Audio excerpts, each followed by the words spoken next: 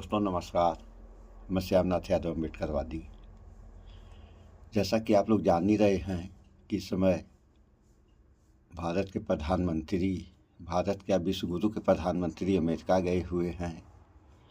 वहाँ सम्मेलन हो रहा है और उस सम्मेलन में भारत को अमेरिका से क्या मिला और अमेरिका ने भारत को कैसे कैसे किन बातों पे जवाब दिए हैं, इनमें डोनाल्ड ट्रंप जो अमेरिका के राष्ट्रपति हैं उनका क्या कहना है और भारत के प्रधानमंत्री 56 इंच सीने वाले का क्या कहना है, थोड़ा सा आप लोग इस वीडियो में देख लें, फिर आगे बात हो। और राहुल गांधी ने क्या इस पर लिखा है ये तो आप लोग आगे ही पढ़ लिए हैं, सो वीडियो देखें।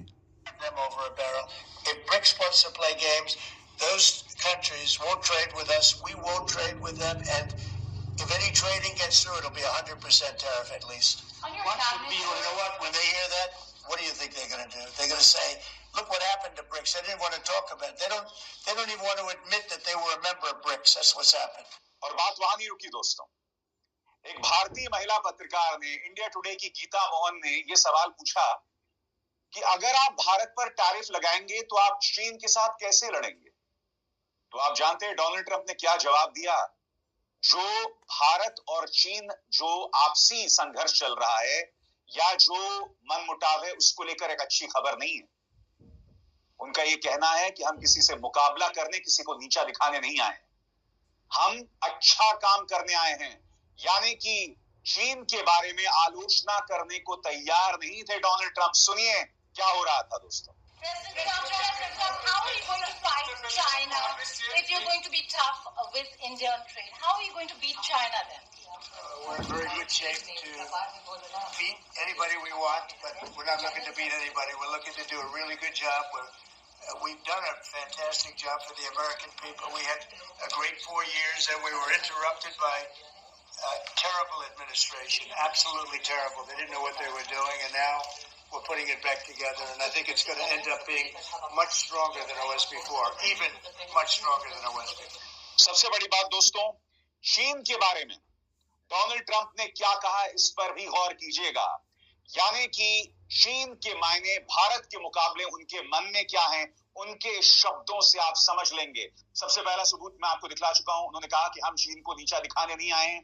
इसके अलावा उन्होंने क्या कहा, इसके एक एक शब्द पर गौर कीजिएगा। डोनाल्ड ट्रंप कहते हैं, मुझे लगता है कि हमारा चीन के साथ बहुत अच्छा रिश्ता रहने वाला है। और ये बात वो कह रहे हैं प्रधानमंत्री नरेंद्र मोदी की मौजूदगी में। आगे, मेरी राष्ट्रपति शी जिनपिंग से बहुत अच्छी बन रही है, लेकिन फिर कोविड आ गया। मुझे लगता है कि चीन दुनिया में एक बहुत अहम खिलाड़ी है। वे हमें यूक्रेन और रूस के इस युद्ध को खत्म करने में मदद कर सकते हैं। जहां तक भारत की बात है, मैं देखता हूं कि बॉर्डर पर झड़पें होती हैं जो काफी हिंसक होती हैं। अगर मैं किसी तरह मदद कर सकता हूं तो मैं जरूर करना चाहूंगा। मैं उम्मीद करता हूं चीन, भारत, रूस और अमेरिका हम आपस में मिलकर रहें, ये बहुत जरूरी है। यानी कि यहां पर बैलेंस बिठा रहे हैं।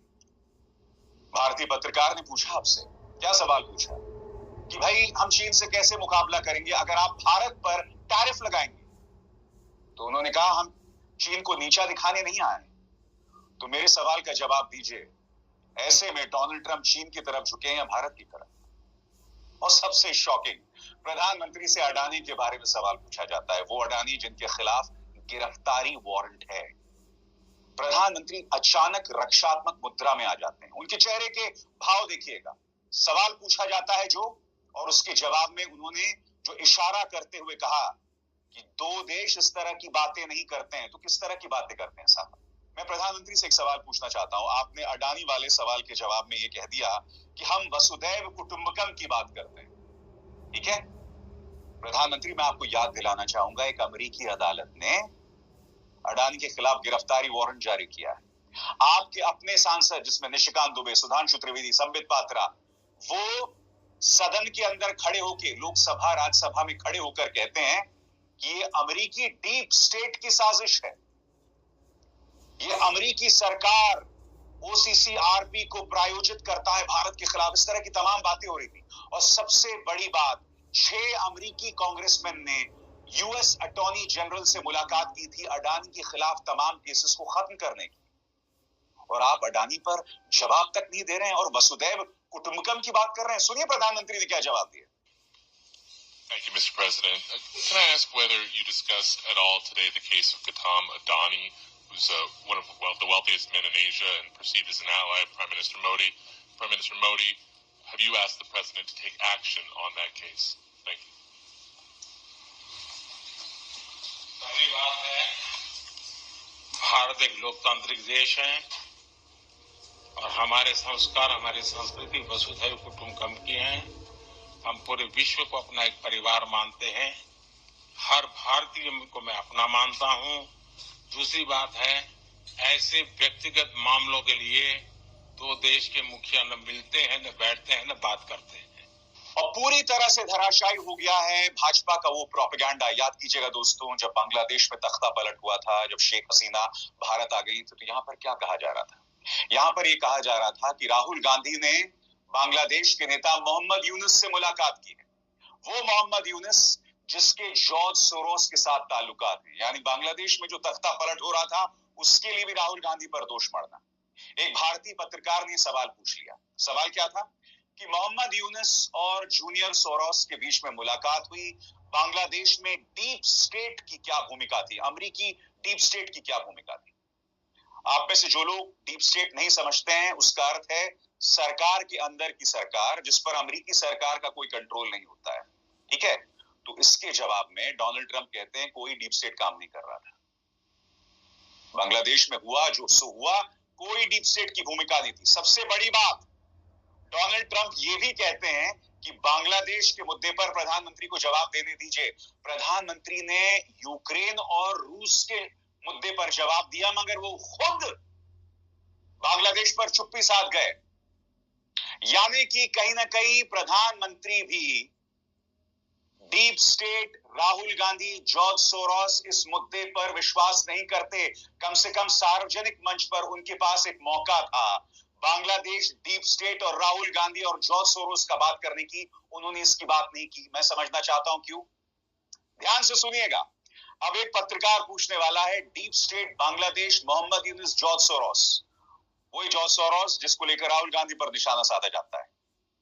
ट्रंप कहते हैं कोई भूमिका नहीं है, फिर वो कहते हैं बांग्लादेश पर प्रधानमंत्री मोदी कहे। मोदी किस पर जवाब देते हैं? यूक्रेन और रशिया पर। सुनिए क्या हुआ था। प्रेसिडेंट पुतिन से बात की है। आप दुनिया के अकेले ऐसे लीडर हैं जिन्होंने प्रेसिडेंट पुतिन से मीटिंग की है, प्रेसिडेंट जेलेंस्की से मीटिंग की है, पहले प्रेसिडेंट बाइडेन से मिले और अब प्रेसिडेंट ट्रंप से मिले। आपको लग रहा है कि जिस शांति की बात आप करते आए थे, उसमें अब भारत रूस और यूक्रेन को युद्ध खत्म कराने के लिए अमेरिका के साथ मिलकर कोई नया रास्ता बना सकता है? और दूसरा, प्रेसिडेंट ट्रंप भारत आने वाले हैं, प्रेसिडेंट पुतिन भारत आने वाले हैं, तो क्या भारत भूमि से शांति का संदेश जा सकता है? And Mr. President, what you would like to say about the Bangladesh issue, because we saw and it is evident that how the deep state of United States was involved in regime change during the Biden administration, and then Mohammed Yunus made Junior Soros also. So what is your point of view about the Bangladesh? Soros, and what is the role that the deep state played in the situation in Bangladesh? Well, there was no role for our deep state. It was this is something that the Prime Minister has been working on for a long time and has been worked on for hundreds of years, frankly. I've been reading about it. But I will leave Bangladesh to the Prime Minister. जहां तक रूस और Ukraine के बीच का लड़ाई का सवाल है, मुझे खुशी है कि राष्ट्रपति ट्रंप ने शांति के प्रयासों का इनिशिएटिव लेते हुए कल राष्ट्रपति पुतिन से बात की है। दुनिया का एक सोच रही है कि भारत न्यूट्रल है। भारत न्यूट्रल नहीं है। भारत का अपना पक्ष है और भारत का पक्ष है शांति।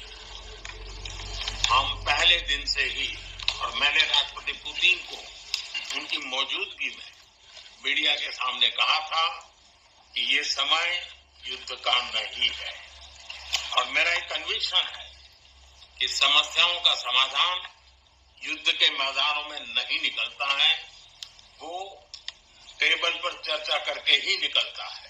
सबसे शर्मनाक थी भारतीय पत्रकारों की भूमिका। यूएसएड पर सवाल किया जा रहा था।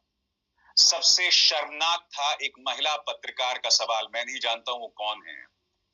वो लगभग ट्रंप के सामने, जिसे कहते हैं ना जमीन पर लौट जाना, कि आप महान हैं, आप माई बाप हैं, मैं आपको बधाई देती हूं, इस तरह की बातें वो कर रही थी। क्या ये भारतीय पत्रकार के तेवर होते हैं? और ट्रंप ये कहते हैं मुझे ये लड़की पसंद है। ये सब खेल हो रहा था वहां। देखिए भारतीय पत्रकारिता का एक शर्मनाक अध्याय, या ये कहा जाए एक और शर्मनाक अध्याय आपके सामने। प्रधानमंत्री जी, आप हमेशा से President Trump, first of all, congratulations for the fantastic 24 days of your presidency. Historic and unprecedented decisions that you made, transformational reforms. I'm particularly impressed by the expose on USAID. And I would like you to share with us if you think USAID had a role in election interference in the US in 2020 and Indian elections in 2024. So it could have had a role. There were a lot of bad things that happened in 2020. I think bad things happened in 2024, but it was too big to ring. We won. तो दोस्तों सुन लिया आप लोगों ने, देश की बात कुछ और होती है और अंतर्राष्ट्रीय स्तर पर बातें कुछ और होती हैं। अब यही समित पात्रा वगैरह लोग हैं, यहाँ क्या क्या कहते हैं। अरे तुम्हें जो कहना है जाके अमेरिका में कहो, राष्ट्रपति है ना ट्रंप के सामने जाओ, ट्रंप से बात करो, तब न समझ में आएगा कि आपका कहना कितना सही कितना गलत है।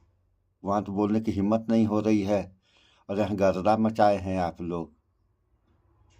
तो ऐसे गाड़ी देश है, कैसे चलेगी? चलाना तो प्रधानमंत्री को होता है, और जो सवाल किए जा रहे हैं जवाब उनका देना चाहिए। तो सवाल कुछ जवाब कुछ, अरे जब जवाब रहेगा तब न जवाब दिया जाएगा। तो ये हाल है यहाँ के कर्णधारों का। केवल यहाँ के जो पूर्व में थे उन लोगों की बेइज्जती। अरे बेइज्जती करने से क्या फ़ायदा मिलेगा भैया आपको? आज आप हैं, अपना आप देखिए वो क्या किए क्या नहीं किए। वही मनमोहन सिंह थे या कोई भी भारत का राष्ट्राध्यक्ष अमेरिका जाता था तो अमेरिका के राष्ट्राध्यक्ष लोग आकर के हवाई अड्डे पे आगवानी करते थे। और अब क्या हो रहा है? ये देश नहीं देख रहा है, दुनिया नहीं देख रही है। कहाँ जाना चाहिए तो कहाँ चला गया भारत। कहने को विश्वगुरु बन रहे हैं। ऐसे विश्वगुरु बनेगा, बनाइए आप लोग विश्वगुरु इसी तरीके से। देखिए आगे आगे क्या होता है। सो इस वीडियो में इतना ही। स्वच्छता अपनाएं, शुद्ध खाएं, स्वस्थ रहें, शिक्षित बने। जय विज्ञान, जय संविधान। नमस्कार।